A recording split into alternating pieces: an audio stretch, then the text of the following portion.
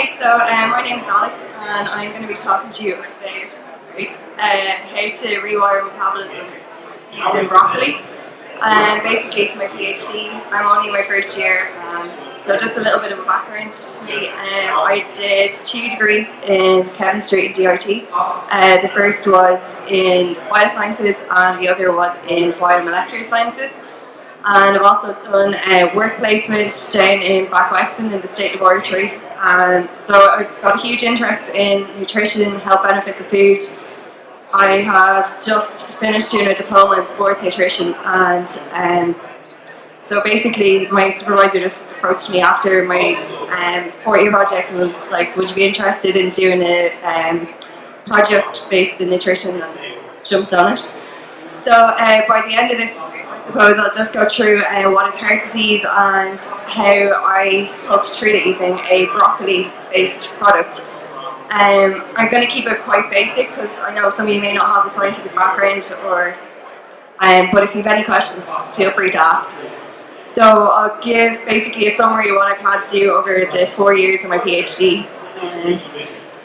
So cardiovascular disease, I'm sure a lot of you have heard the term. It refers to a class of diseases which affect either the heart, such as cardiomyopathy, or the blood vessels, such as coronary artery disease. And basically, unfortunately, they are the #1 killer disease worldwide. According to the World Health Organization, in 2012, there's about 17.5 million people actually died because of cardiovascular related diseases.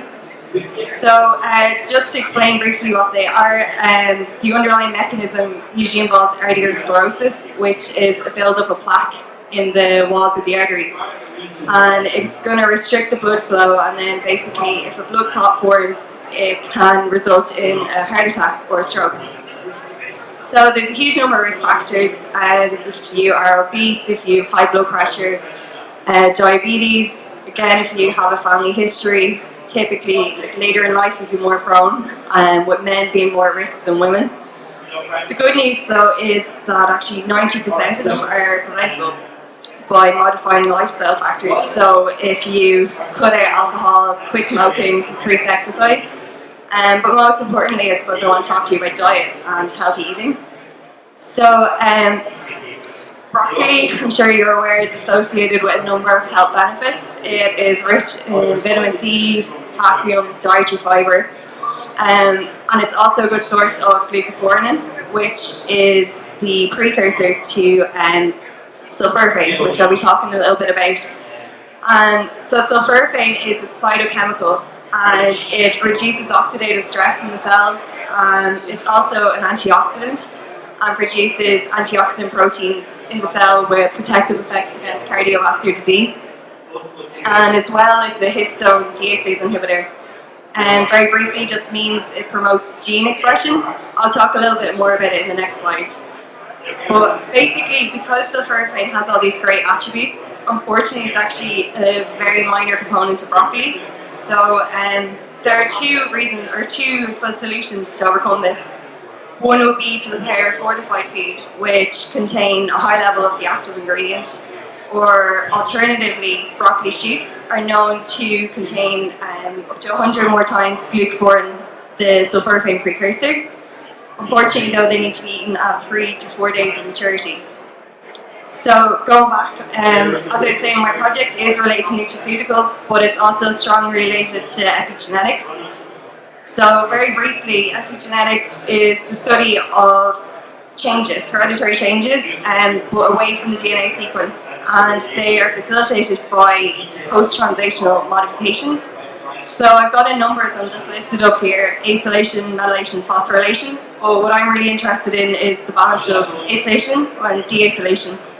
So with acylation, you get the addition of an acetyl group on the terminal tail of these histone proteins, and with deacylation, basically reverses it, you get the removal of the acetyl group. So I was saying earlier, sulforaphane is a histone deacylase inhibitor. Basically means it prevents the acetyl group being chopped off, so it's going to promote gene expression, and we get these protective proteins with protective effects against cardiovascular disease. So then the overall aim of my project is to carry out a novel dietary intervention study using a broccoli sprout supplement, and I will define the efficiency of it at modifying clinical biomarkers of cardiovascular disease and diabetes. So in order to achieve this goal, my project has been broken down into 5 different core work packages. So the first one, I'm going to develop a method to track histone acetylation using Raman spectroscopy and an alkyne tagging approach. And then this will be used to determine the balance of histone acetylation or deacetylation in response to treatment with sulforaphane.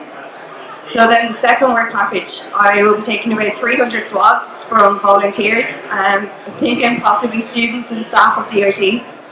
And I'm going to isolate their DNA and perform real-time PCR to detect genes that are actually known to influence the response to treatment to sulforaphane. So one of these genes is actually the DST gene, and polymorphisms in these genes are actually associated with an increased risk of cardiovascular disease. And interestingly, about 50 to 60% of the population actually lack this one gene. It's called the GST-M1 gene. So this is what we're going to be detecting. And then, based on the data in work package 2, then we're going to invite the participants back that are likely to be high and low responders to the treatment of sulforaphane treatment. And I'm going to culture their blood cells, treat them with sulforaphane, and then define in the cell at a chemical and molecular level what's going on basically. And then in the separate work package, number 4, I'm going to carry out mass spectrometry to determine the actual sulforaphane concentration in this broccoli sprout formulation to define what is essentially a sulforaphane supplemented diet. And then finally, I will actually carry out the dietary intervention study. So it's estimated I'm going to need about 24 participants who will consume this product or either a placebo. So this is just kind of the study design of what the trial will look like. It's going to be about 8 weeks that they will be taking the supplement, and it's going to be double-blind, randomised, crossover intervention where basically neither I or the participants know who's receiving the treatment or the placebo. So I'm going to evaluate a number of clinical biomarkers for cardiovascular disease during this trial, so say cholesterol, lipoproteins and triglycerides. And I will also be taking oral glucose tolerance levels and blood pressure before and after the trial. So going back to the work packages, I'll be using the optimized protocol in work package 1 to track the histone acetylation status of the cells, and I will also be determining the expression level of the key genes using the other optimized protocol. Then when I have all this data, I will analyse it and determine basically how efficient sulforaphane treatment is against these diseases.